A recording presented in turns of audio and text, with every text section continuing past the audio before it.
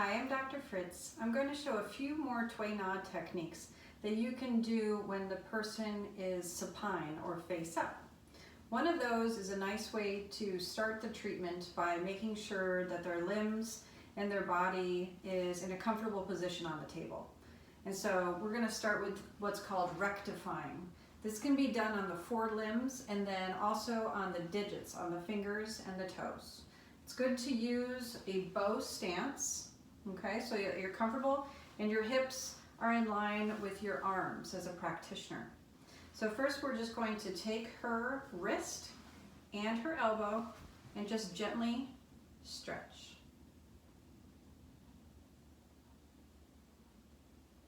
You want to make sure to control the wrist and the elbow when you do this so that you're not creating any kind of floppy or hyperextension of the elbow. So this should be a good stretch, should not be uncomfortable. And this is called rectifying. You can hold that for several minutes, maybe like 1 to 3. Okay, and then you're going to gently place the arm down.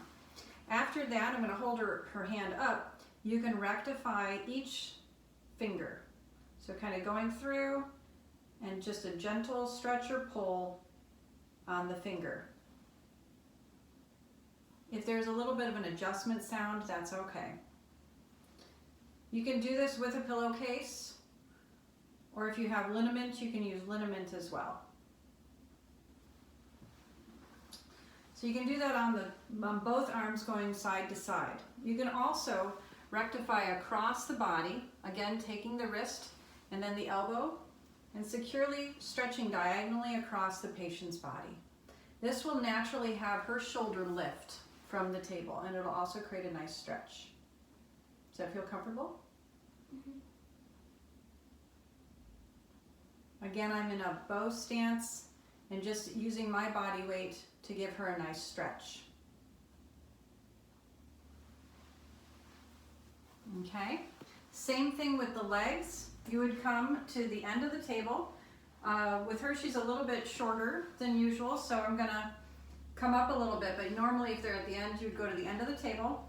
And just like with the limbs, with the arms, you're gonna grasp the ankle and the knee and pull straight down, still in a bow stance, and stretch.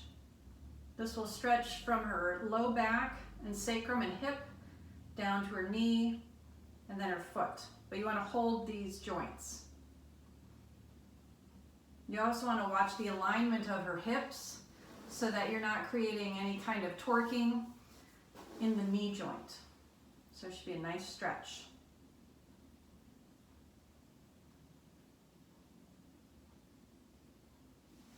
Okay, and we'll do that on her other side. So a nice stretch with her leg.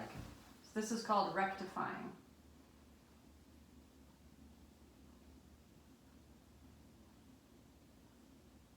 You'd usually do this face up. If you do it in a prone position, it will tend to stress the knee joint or the elbow joint. And then the same with the toes. You can just stretch each toe individually. Got a little crack on that one.